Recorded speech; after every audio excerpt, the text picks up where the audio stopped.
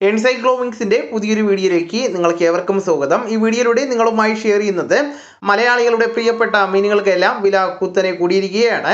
കാരണം കടലിലെ ഈ ഒരു പ്രതിഭാസമാണ്. ഇതിന്റെ വിശദമായിട്ടുള്ള വിവരങ്ങളാണ് ഈ വീഡിയോയിലൂടെ ഷെയർ ചെയ്യുന്നത്. നമ്മുടെ വീഡിയോ ആദ്യമായി കാണുന്ന സുഹൃത്തുക്കളാണെങ്കിൽ ആദ്യമേ തന്നെ ചാനൽ ഒന്ന് സബ്സ്ക്രൈബ് ചെയ്യുക. അപ്പോൾ നമുക്ക് വിശദാംശങ്ങളിലേക്ക് കിടക്കാം. കടുത്ത ചൂട് കാരണം മത്സ്യങ്ങൾ ആഴക്കടലിലേക്ക് മാറിയതോടുകൂടി തീരക്കടലിലെ മത്സ്യ ലഭ്യതയിൽ കുറവ് ഉണ്ടായിരിക്കുകയാണ്. ഇതോടെ മത്തി ഉൾപ്പെടെ മലയാളികളുടെ പ്രിയപ്പെട്ട മീനുകൾക്കെല്ലാം വില കൂടിയിരിക്കുകയാണ്. മെയ് അവസാനം വരെ ഈ പ്രതിഭാസം തുടർന്നേക്കുമെന്നാണ് വിദഗ്ധരുടെ അഭിപ്രായം. മത്തി, അയല, നെത്തൂലി, ചിലയിനം ചൂര, താഴ്ന്ന നിരപ്പിലുള്ള കൂരി, നങ്ക്, കണവ, ആയിരംപല്ലി, പാമ്പാട തുടങ്ങിയ മീനുകൾ കിട്ടാത്ത സ്ഥിതിയാണ്. ചെറുവഞ്ചികളിലും ഇൻബോർഡ് വള്ളങ്ങളിലും പോകുന്ന പരമ്പരാഗത മത്സ്യത്തൊഴിലാളികളെയാണ് ഇത് ഏറെ ബാധിച്ചിരിക്കുന്നത്. തീരക്കടലിന് പുറത്തുള്ള 80 മീറ്ററിലേറെ ആഴമുള്ള മേഖലയിലെ മത്സ്യങ്ങൾ പരമ്പരാഗത തൊഴിലാളികൾക്ക് അപ്രാപ്യമാണ്.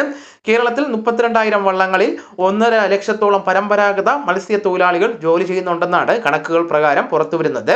കാലാവസ്ഥയിലുണ്ടായ മാറ്റവും വിഭവ ശോഷണവും മൂലമുള്ള വെല്ലുവിളികൾ നേരിടുവാൻ സമുദ്ര മത്സ്യകൃഷി പോലുള്ള ബദൽ മാർഗങ്ങൾ അനിവാര്യമാണെന്നാണ് ഗവേഷകർ പറയുന്നത്. പ്രധാനമായിട്ടും തീരദേശത്തെ മീനുകളെ ഹാലജൻ ബൾബുകൾ ഉപയോഗിച്ച് ആകർഷിച്ച് പിടിക്കുന്നത് നിരോധിച്ചുവെങ്കിലും ഇപ്പോഴും വ്യാപകമാണ്.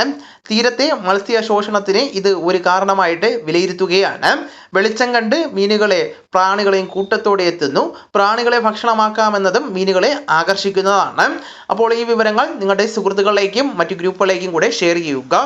നമുക്ക് തുടർന്നും വിജ്ഞാനപരമായിട്ടുള്ള മറ്റു വീഡിയോസും ആനുകാലിക വിവരങ്ങളുമായിട്ട് വീണ്ടും കാണാം. അതുവരെ ഗുഡ് ബൈ.